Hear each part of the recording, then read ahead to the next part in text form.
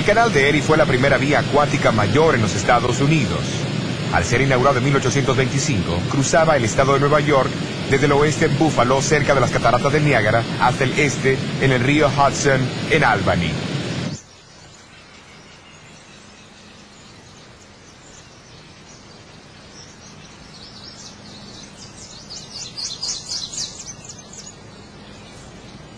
A una hora de viaje al este de Rochester se encuentra el pequeño pueblo de Puerto Gibson. Su localización cerca del canal lo hacía ser el punto principal para los envíos del área.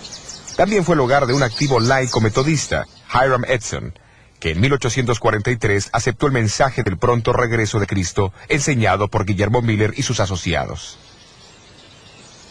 Decenas de miles de otros en los Estados Unidos, seguidores de Miller de Puerto Gibson, esperaron fervorosamente por el día 22 de octubre de 1844, puesto que en ese día ellos creían que el Señor vendría, para cumplir con la profecía de los 2300 años de Daniel 8:14. Al ver el brillo de la primera luz de la mañana del siguiente día sobre las aguas del canal, estos mismos creyentes fueron sobrecargados con chasco y desesperación. Y la sustancia de nuestra historia consiste en ver cómo ellos pudieron percibir, más allá de su propio error, la clara luz de Dios, guiando en tres distintas maneras.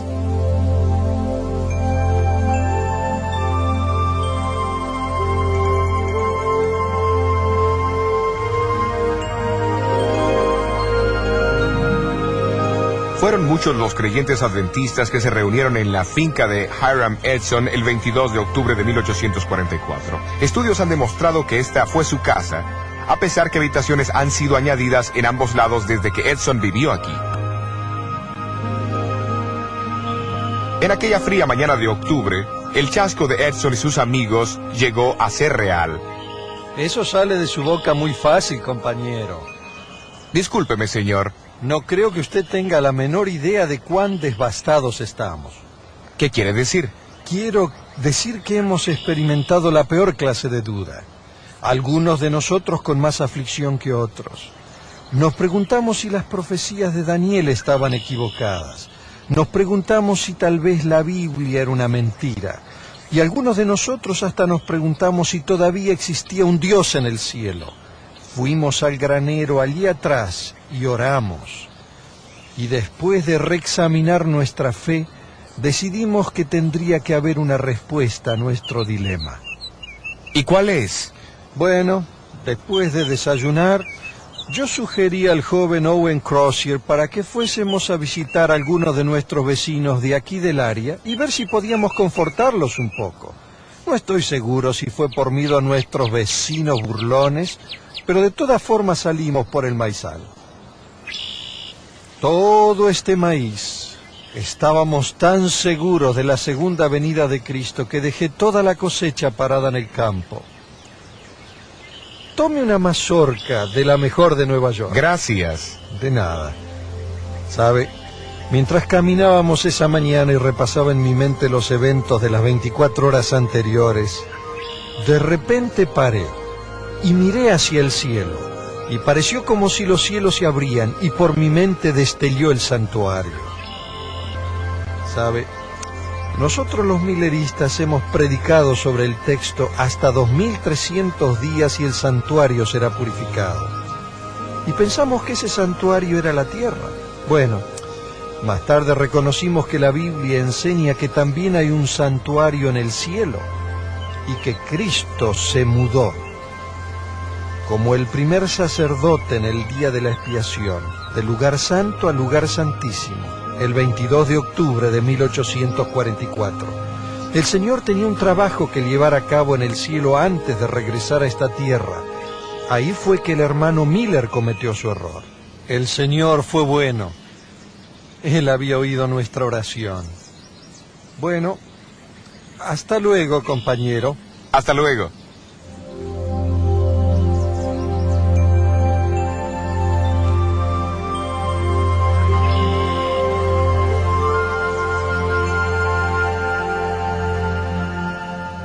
En los meses que siguieron, Hiram Edson y sus asociados continuaron estudiando el tema del santuario y su purificación.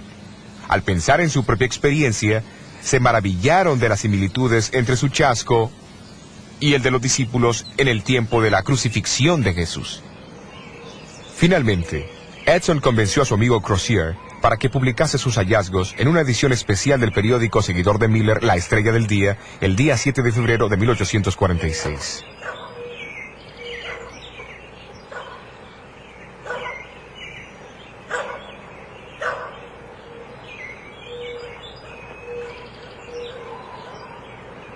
Pero mientras tanto, otro evento de gran significado ocurriría en Washington, Nueva Hampshire.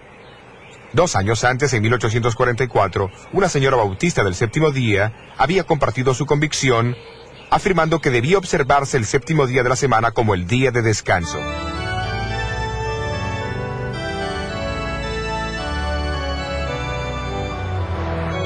La observancia cristiana del séptimo día como día de reposo ha persistido a través de la era cristiana. Algunas veces fue guardado en secreto, pero siempre ha reaparecido para presentar su mensaje sobre la tierra.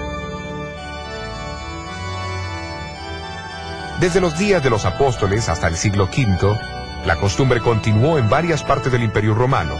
No obstante, mientras la iglesia cristiana se deslizaba más y más hacia la apostasía y adoptaba ritos idolátricos y prácticas de adoración al sol, el séptimo día como el día de descanso fue desacreditado, su observancia fue reprimida y en su lugar el domingo fue exaltado como el día de adoración. Durante la Reforma del siglo XVI, Lutero se apoyó en la Biblia como la autoridad suprema para el cristianismo y declaró a Carlos V: yo no acepto las autoridades de papas y concilios, porque ellos se contradicen. Mi conciencia está cautivada por la palabra de Dios. Esta apelación a la Biblia, y la Biblia solamente, fue el fundamento mismo de la Reforma.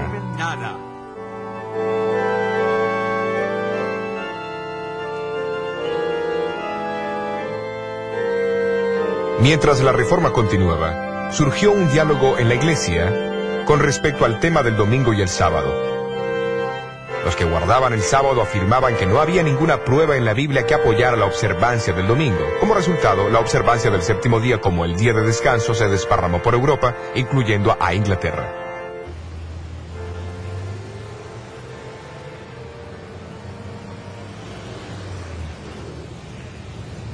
Allí las discusiones sobre el día de descanso llegaron a ser el centro de controversia entre los puritanos a través del siglo XVII. Se involucraron personas influyentes y entre los muchos que defendían la observancia del séptimo día había un abogado inglés, jefe de la mayoría en la Cámara de los Comunes.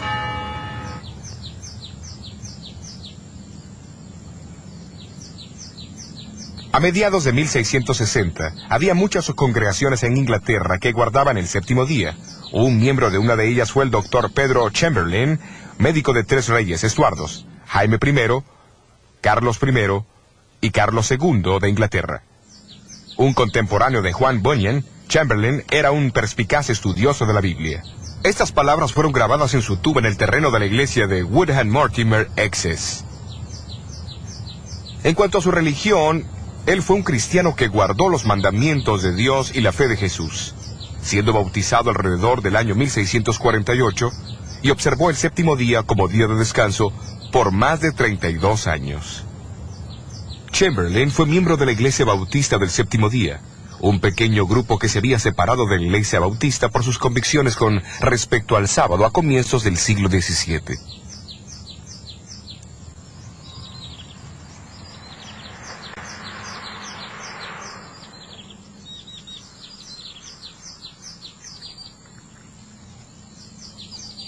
En 1664, Stephen Mumford, un bautista inglés del séptimo día, emigró hacia el Nuevo Mundo. En 1671 organizó la primera iglesia bautista del séptimo día en América, en Newport, Rhode Island. Durante los próximos 170 años, su influencia se extendió por toda América. Hasta 1843, los bautistas del séptimo día eran alrededor de 5.500. En ese año, la Asociación General Bautista votó una resolución muy significativa. Que el primer día del próximo noviembre sea guardado por nuestras iglesias como un día de ayuno y oración, para que el Dios Todopoderoso intervenga y reivindique su santo sábado. muy poco anticipaban ellos la manera o la magnitud de la respuesta a su oración. Unos meses después de ese día de oración, una viuda bautista del séptimo día, la señora Raquel Oakes, decidió mudarse a la pequeña villa de Washington, Nueva Hampshire. Su hija de 18 años, Delight, había aceptado allí una posición como maestra de escuela. Al entrar hoy al pueblo de Washington, el cartel a la orilla del camino dice: aquí nació la iglesia adventista del séptimo día. ¿Qué pasó aquí para dar origen a tal título?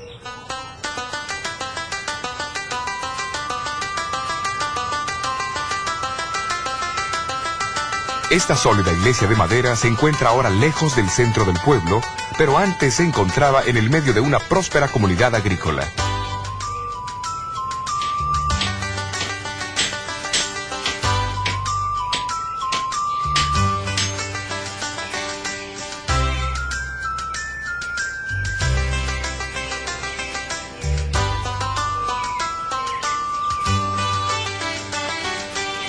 En 1844, Frederick Wheeler era el pastor metodista de esta iglesia. 2 años antes, después de leer los libros de Guillermo Miller, Wheeler comenzó a enseñar sobre el pronto regreso de Jesús. La mayoría de su congregación también aceptó las enseñanzas de Miller.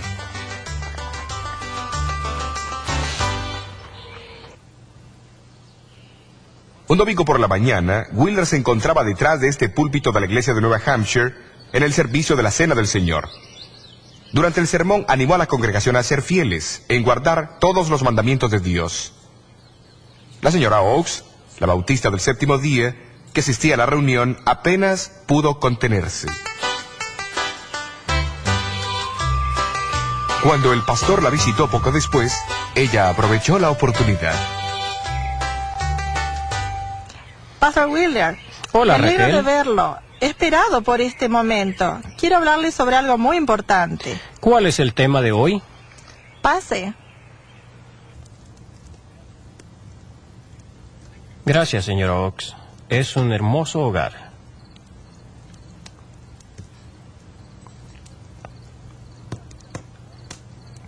El culto del domingo, Reverend Wheeler, usted dijo que cualquiera que reconozca a Cristo debe obedecer todos los mandamientos de Dios.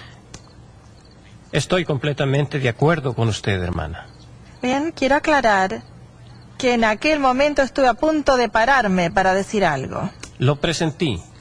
¿Qué quería usted decir? Quería decir que hubiera sido mejor que usted cubriera nuevamente la mesa de la Santa Cena hasta que usted mismo comenzara a guardar los mandamientos de Dios, incluyendo el cuarto.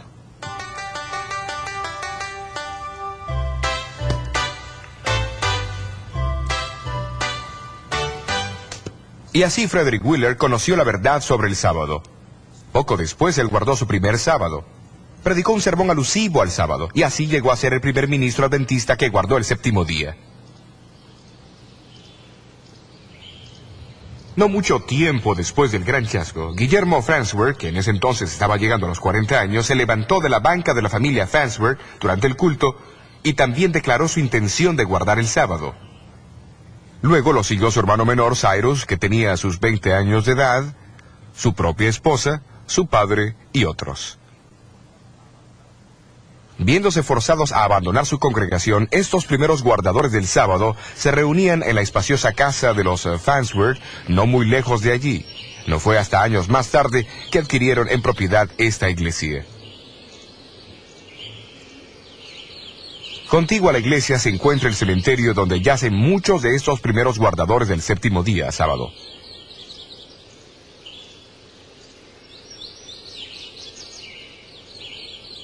Esta lápida revela que Cyrus Farnsworth se casó más tarde con Raquel Delight Oakes, la maestra e hija de la señora Raquel Oakes.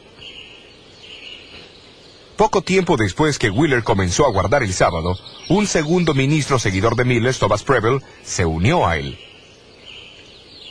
Preble era un bautista libre que había viajado con Guillermo Miller proclamando el pronto regreso de Jesús.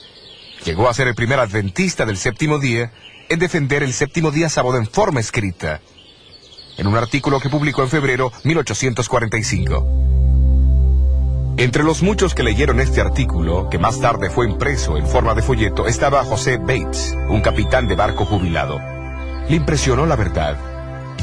Algunos años antes, Bates había aceptado las enseñanzas de Guillermo Miller, desempeñó posiciones claves en el movimiento de los seguidores de Miller y capeó la tempestad del chasco de 1844 sin abandonar su fe.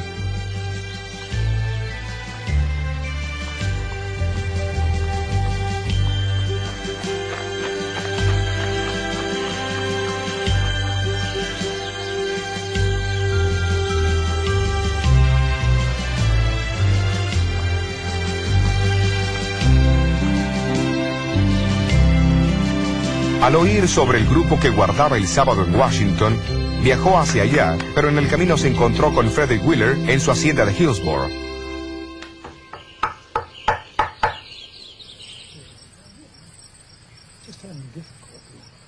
Estudiaron la Biblia juntos toda la noche.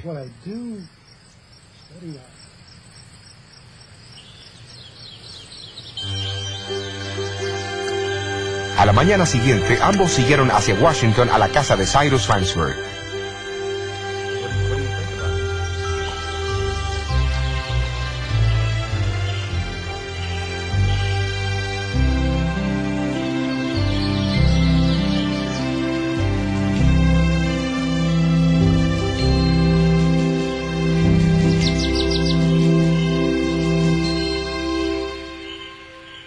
Aquí en la casa de los Farnsworth en 1845, después de un estudio más amplio con Farnsworth y Wheeler, Bates hizo su decisión sobre el sábado.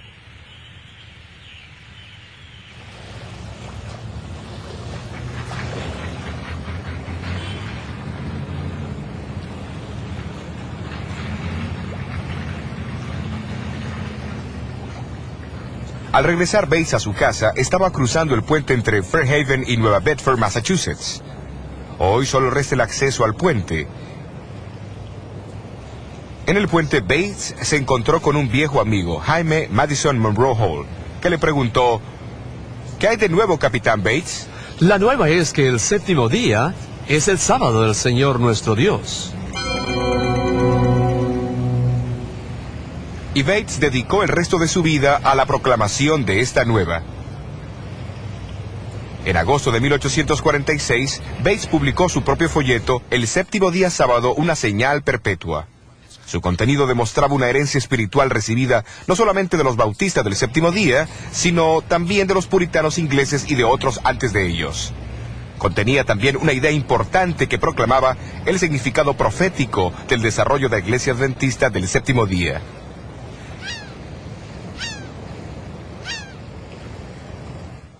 Después que Bates empezó a guardar el sábado, notó algo que los seguidores de Miller habían pasado por alto. Ellos habían visto en su movimiento el cumplimiento de los dos primeros mensajes de los ángeles de Apocalipsis 14, que tenían que ser proclamados antes de la segunda venida de Cristo. Pero había un mensaje del tercer ángel. Bates notó que Apocalipsis 14:12 describe a los que proclaman estos mensajes como aquellos que guardan los mandamientos de Dios y tienen la fe de Jesús. Esto confirmó en su mente la importancia de los mandamientos. A él le parecía que el tiempo había llegado para aquellos que habían proclamado los dos primeros mensajes de los ángeles. Reconocieran el tercer mensaje y guardaran los mandamientos de Dios y el sábado, el cuarto de ellos. A comienzos del año 1846, Bates recibió una copia del periódico La Estrella del Día, donde se explicaban las ideas de Hiram Edson sobre el santuario celestial y el ministerio de Cristo en el lugar santísimo. Inició correspondencia con Edson y aceptó su invitación para asistir a una conferencia que se daría en Puerto Gibson más tarde ese año. Allí Edson compartió sus conocimientos sobre el santuario, pero Bates también tenía algo para compartir. Mientras Bates delineaba sus razones para guardar el séptimo día sábado, Edson se levantó y declaró: esa es la luz y la verdad. El séptimo día es el sábado, y yo estoy contigo para guardarlo. Y así lo hizo hasta el día de su muerte.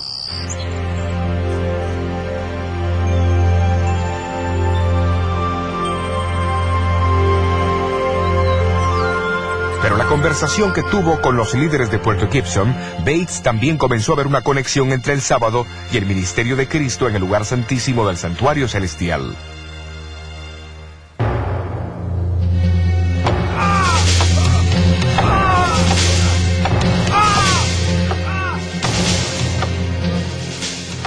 Jesús se encontraba en el centro de ambas doctrinas. En una, Él era el completo sacrificio como Cordero de Dios y también el sumo sacerdote administrando la sangre y purificando el santuario. En la otra, Él era el creador del mundo y el dador del verdadero descanso. La conferencia de 1846 fue la primera expresión de esa conexión.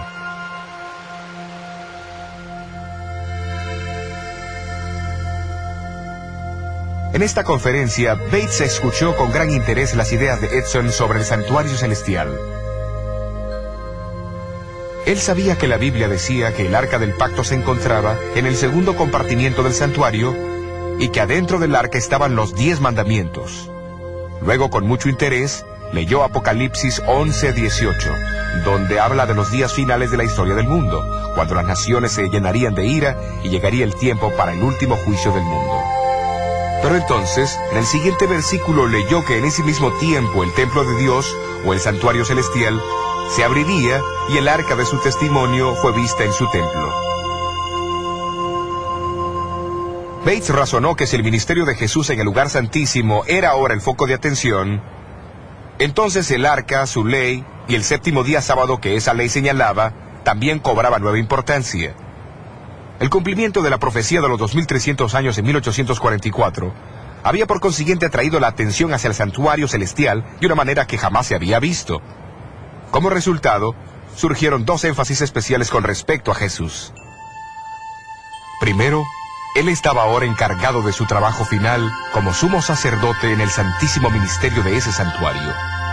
Segundo, Él era el Señor del día sábado y nos ordena guardarlo como Él mismo lo observó, como nuestro divino ejemplo. Pero habría una tercera señal distintiva asociada con la gran proclamación final del Evangelio de Dios. La misma también tendría que ser parte de Jesús, pues en Apocalipsis 12:17 se le identifica como el testimonio de Jesús. ¿Pero qué significa esto?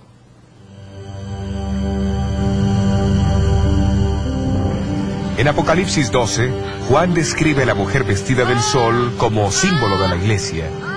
La ve esperando el nacimiento de Jesús, después siendo perseguida y huyendo al desierto, donde Dios la protege por un periodo de 1260 años.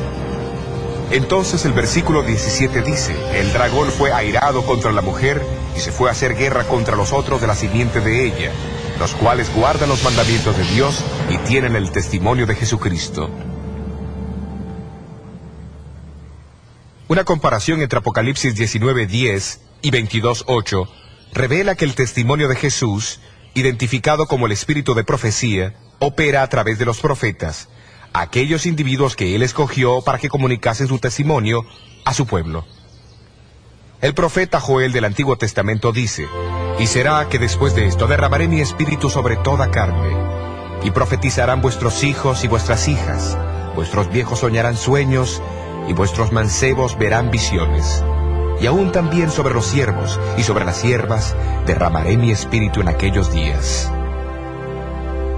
El contexto de estos versículos señala hacia el cumplimiento final en los días anteriores a la llegada del gran y terrible día del Señor. El siglo XIX revela varios cumplimientos impresionantes de esta predicción.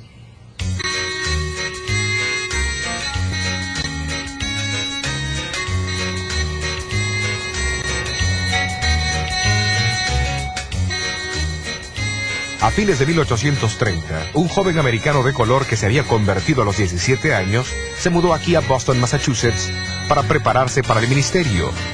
Su nombre era Guillermo Foy. En 1842, Foy recibió 2 visiones impresionantes. Más tarde publicó una descripción en un folleto titulado La experiencia cristiana de Guillermo E. Foy, junto con las 2 visiones que recibió en los meses de enero y febrero de 1842.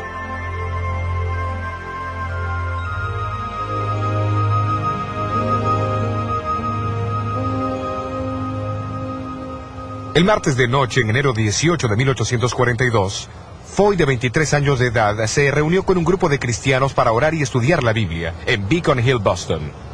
Durante la reunión, recibió la primera de 4 visiones. Duró por 2 horas y media, durante las cuales el Dr. Cummings lo examinó. Y citó sus palabras: no hay ningún indicio de vida, con excepción en el área del corazón. En su visión, Foy presenció la recompensa dada a los justos en la segunda venida y le fue mostrada la incomparable belleza del cielo. Él vaciló en compartir sus visiones, pues sabía del prejuicio que existía en contra de los negros. Pero menos de 3 semanas más tarde, tuvo otra visión mientras se encontraba en una iglesia llena de gente. Esta visión, que duró 12 horas y media, reveló las escenas del gran día del juicio. Es con una profunda tristeza que debo juzgar tu vida en este momento. Siendo niño, fuiste afortunado de tener padres que temían y amaban a Dios. Mientras las escenas pasaban por su mente, él vio que ni la profesión, ni la política, ni la posición pueden salvar. Solamente una relación con Cristo. En realidad, si su visión sobre el juicio previo al advenimiento hubiese sido notada, tal vez el gran chasco habría sido menos duro, sino del todo evitado, 2 años más tarde.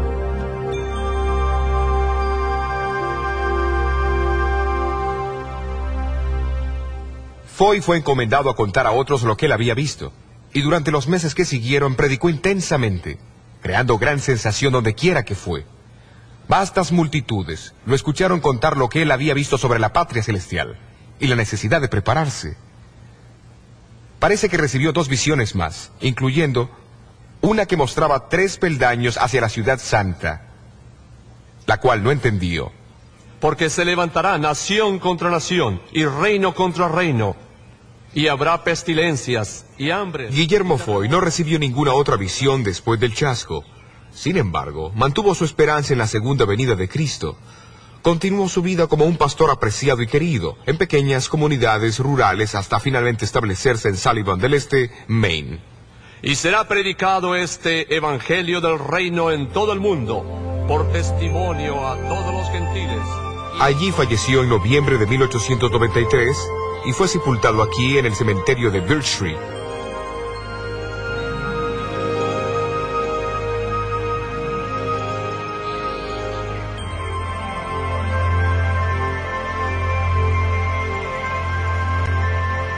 Poco después del gran chasco, Dios dio el don profético a otro, Hazen Foss, que vivía en Pollen, Maine. Tenía 25 años de edad, una buena educación y era un buen orador y creyente en el pronto regreso de Jesús. En su primera visión, vio el viaje del pueblo adventista hacia la ciudad de Dios. La misma corroboraba las visiones de Foy e incluía la visión de los 3 peldaños por los cuales el pueblo de Dios llegaría a la ciudad santa. Después del chasco, le fue dicho que compartiera lo que había visto, pero temiendo la oposición, Foss se negó. En una segunda visión, nuevamente le fue encomendado que compartiera lo que había visto, pero a pesar de eso se negó.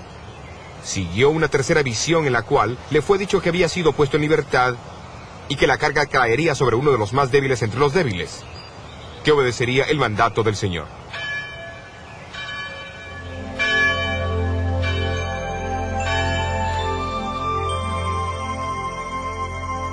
Unas semanas más tarde, Foss se paró del lado de afuera de una pequeña capilla para escuchar una historia milagrosa. Le pidieron que entrara a la reunión, pero él se negó. El maná, las almendras, los higos, las granadas y las uvas y el otro fruto. Le pedí a Jesús que me dejara comer de ellos, y él dijo, ahora no. Aquellos que comen de este fruto no regresan a la tierra. Tú debes regresar y contar a otros lo que Dios te ha revelado. Entonces un ángel me trajo rápidamente de vuelta. Lo que él oyó fue una narración de una visión casi idéntica a la que él había recibido. ¿A quién fue Foss que vio aquella noche? Su nombre era Elena Harmon, una joven de 17 años de edad afectada por la tuberculosis que corría el riesgo de morir. Ella apenas podía hablar con susurros y a menudo la tos y su pulmón sangrante la despertaban de su sueño. Sin embargo, Dios tomó a esta más débil entre los débiles y la llamó para dar el testimonio de Jesús a su pueblo. Impelida por el Espíritu de Dios, tendría que obedecer ese testimonio por los próximos 70 años. La explicación del santuario, la verdad del séptimo día sábado y la moderna manifestación del espíritu de profecía. Estas tres revelaciones claves ayudaron a guiar a muchos a través del chasco de 1844. Y la última de estas revelaciones, a través de la persona Elena Goldwhite, continuaría actuando como una brújula para este inexperto grupo de creyentes en el siglo XX. En el próximo tema continuaremos con la historia de Elena White.